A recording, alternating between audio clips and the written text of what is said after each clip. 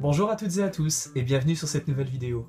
Aujourd'hui nous allons continuer à étudier ensemble les différents arcanes majeurs du tarot de Marseille et nous en étions à l'arcane 13 lors de la précédente vidéo, donc nous allons aborder l'arcane 14 qui est tempérance et non pas la tempérance. Voilà, faire attention à ne pas rajouter le petit mot devant.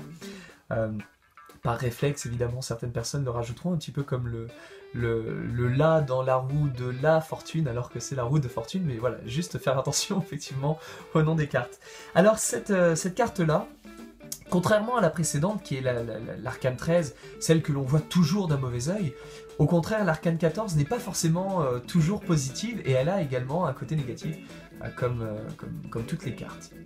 Donc, comme pour toutes les autres vidéos, nous allons aborder son aspect toujours sous deux manières, c'est-à-dire d'abord sous son vécu, son expérience, ce qu'elle nous dit que l'on traverse quand on est dedans, son action, ce que l'on fait, ce que l'on mène lorsque l'on a envie d'agir, et à chaque fois en positif et en négatif. Alors, tempérance dans son vécu, c'est quelqu'un dans son tempérament, quelqu'un de doux, quelqu'un de délicat, de patient, quelqu'un de modéré, de tempéré, hein, comme son nom l'indique. Et c'est du coup quelqu'un qui va faire preuve d'un très grand sens de la compréhension. C'est quelqu'un qui va comprendre que les autres puissent vivre ce qu'ils sont en train de vivre. Et c'est normal si les autres réagissent comme ils réagissent. Et puis, de toute façon, le temps fera son œuvre. Du coup, dans son action, dans ce qu'elle va faire, Tempérance va être quelqu'un qui va beaucoup écouter sans juger. C'est quelqu'un qui va prêter une oreille attentive.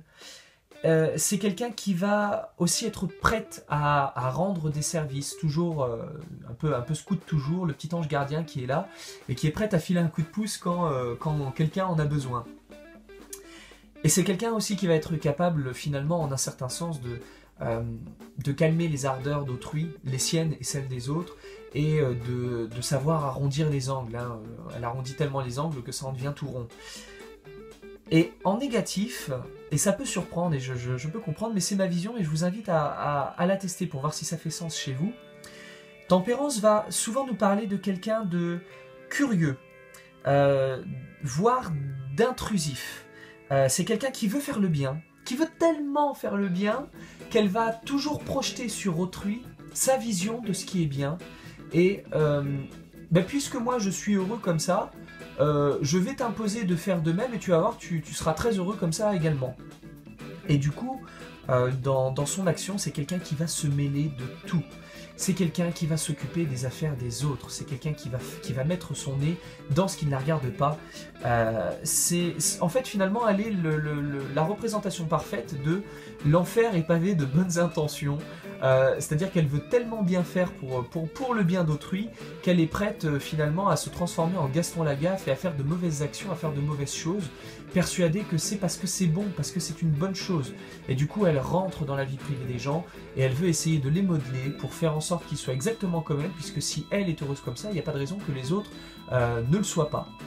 Donc voilà pour cette petite carte qui n'est pas forcément toujours extrêmement positive et qui, bien entendu, comme toutes les autres cartes, a un côté également négatif. Et donc voilà, je peux comprendre que cette signification, du moins, puisse paraître étrange et je vous invite à tester pour voir ce que vous en pensez. Et puis, quant à moi, je vous donne rendez-vous pour une prochaine vidéo où nous aborderons la 15e carte. Et comme d'habitude, d'ici là, prenez soin de vous.